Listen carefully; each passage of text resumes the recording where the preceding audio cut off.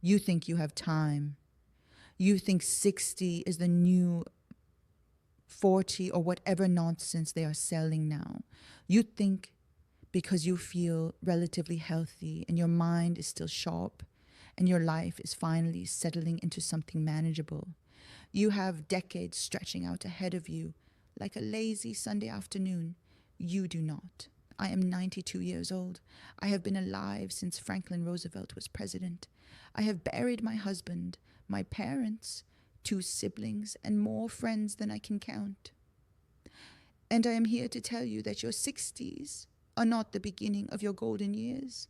Your 60s are your last real chance to prepare for everything that comes next. And everything that comes next is harder than you think. I was a high school guidance counselor in Pittsburgh for 38 years. I retired when I was 70, which means I spent my 60s winding down a career helping my kids through their own midlife struggles and starting to think about what came next. I thought I was prepared. I had saved money. I had plans. I had a husband I loved, and children who called regularly, and grandchildren who lit up when I walked in the room. I was not prepared for any of it. I was not prepared for my body to start betraying me in ways I could not fix. I was not prepared for the loneliness that comes when your friends start dying faster than you can process each loss. I was not prepared for my husband of 63 years to drop dead in a hardware store on a Tuesday afternoon while I was home making a grocery list. I was not prepared for the terror of a stroke, of waking up in a hospital, unable to move my left side, of realizing I could no longer live alone. So, this is not a video from someone who figured it out. This is a video from someone who wishes she had been warned.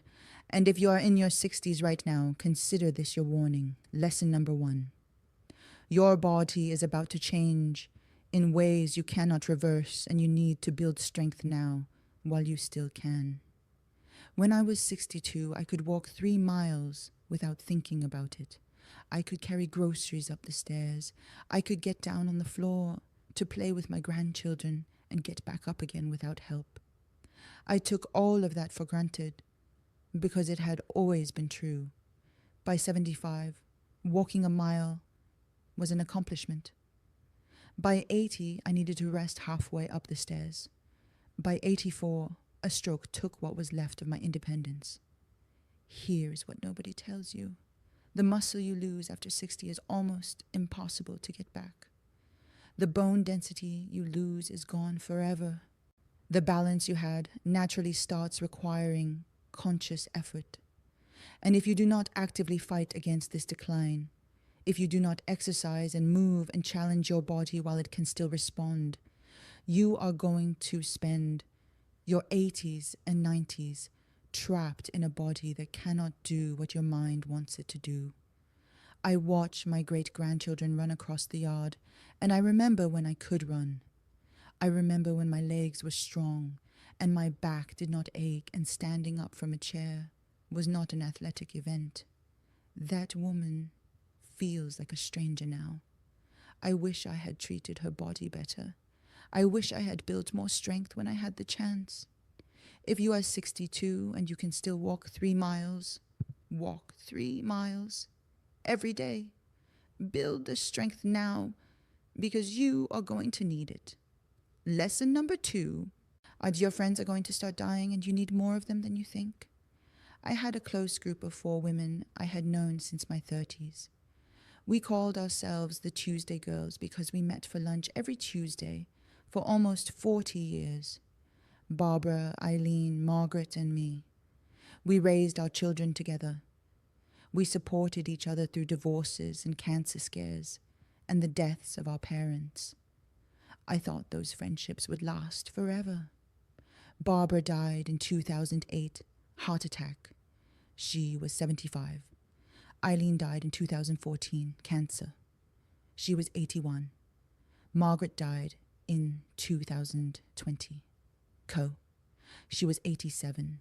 I am the only Tuesday girl left. I did not make new friends in my 60s. I thought I had enough. I thought Barbara and Eileen and Margaret would be there until the end. I did not realize the end would come for them so much sooner than it came for me. Now I am 92, and most of the people who knew me when I was young are gone. My daughter is wonderful. My grandchildren visit when they can. But it is not the same as having a friend who remembers what you were like at 35. It is not the same as having someone who knew your parents, who came to your wedding, who held your babies. Make friends in your 60s, younger friends, older friends, new friends, any friends. Cast a wide net because you have no idea who will still be alive in 20 years. The loneliness of outliving everyone you love is something I would not wish on anyone. Lesson number 3. Have the conversations about death and money now, while everyone is still healthy enough to have them. When my mother was 89, she had a stroke that left her unable to speak. She lived another 3 years, and we had no idea what she wanted. Did she want to be kept alive on machines?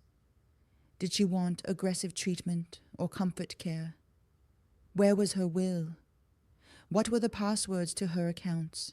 We spent those 3 years guessing, fighting with each other, making decisions in the dark. I swore I would not do that to my children, and I almost did anyway, because talking about death is uncomfortable. Because nobody wants to sit down with their kids and say, here is what I want you to do when I am dying. Here is where the money is. Here is who gets what. It feels morbid. It feels premature. It feels like you are inviting death into the room. But death is coming whether you invite it or not.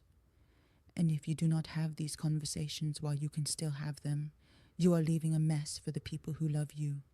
I finally had the conversation with Lisa and Michael when I was 74. I should have done it at 64.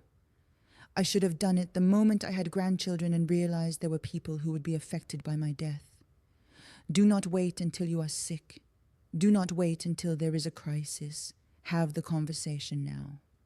Lesson number 4. Retirement will not save you. It will expose you. I spent my whole career looking forward to retirement. No more early mornings. No more difficult students. No more paperwork. I was going to travel and garden and read all the books I had been putting off. I was going to finally have time. I retired at 70 and I fell apart. I did not know who I was without my job. For 38 years, I had been Mrs. Costello, the guidance counselor.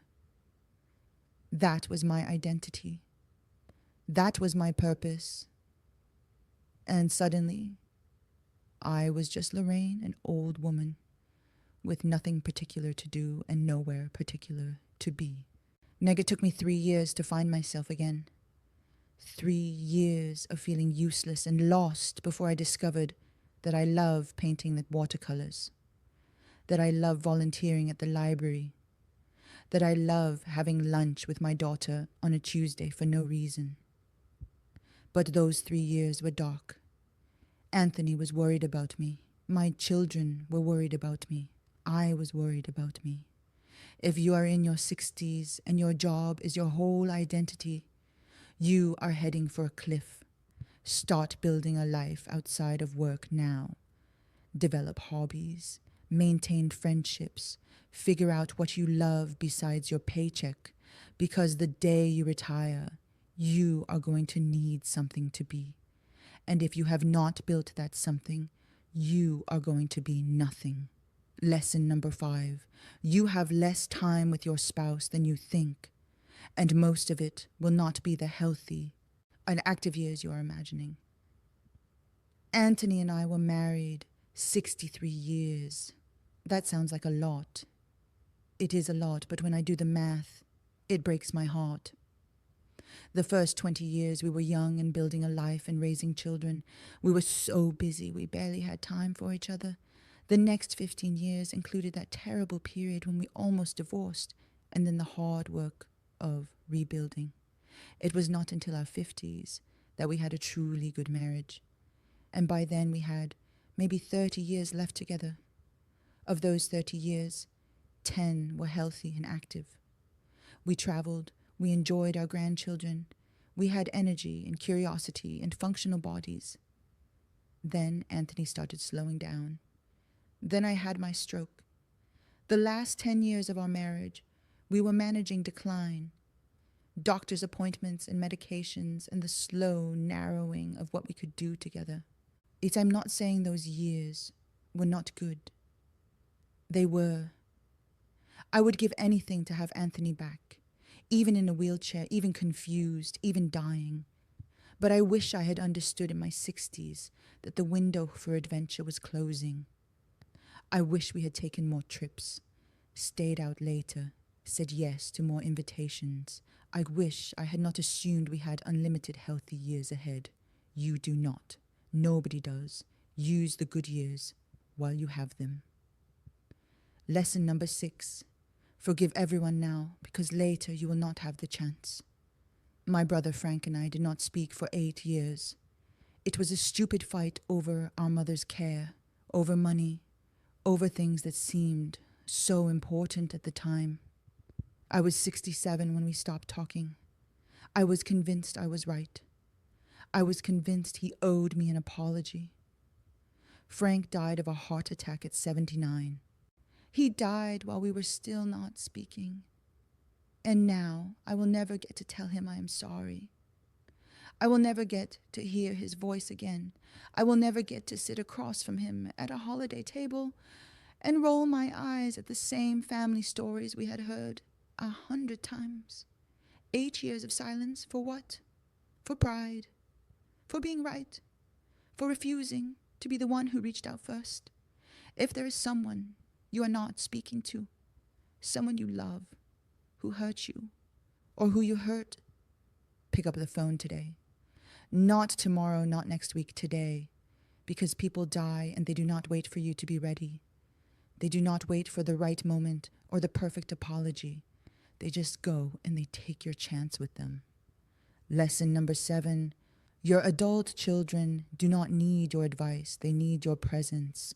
I spent my 60s giving my children advice about their careers, their marriages, their parenting. I had 38 years of experience as a guidance counselor. I knew things. I had wisdom to share. They did not want my wisdom. They wanted me to show up and be their mother, not their counselor. They wanted me to hold their babies and eat dinner at their tables and ask about their lives without trying to fix anything. Every time I offered unsolicited advice, I was telling them I did not trust them to figure it out themselves. It took me until my 70s to learn to keep my mouth shut, to listen without solving, to be present without controlling. And by then I had damaged my relationship with Michael so badly that we spent 7 years not speaking. Your adult children are adults. They do not need you to tell them what to do. They need you to love them while they figure it out. That is harder than giving advice, but it is what they actually need. Lesson number 8. Write things down because you are going to forget everything. I have 11 grandchildren and 6 great-grandchildren. I cannot remember all their birthdays without looking at the list I keep in my nightstand. I cannot remember what I had for breakfast yesterday.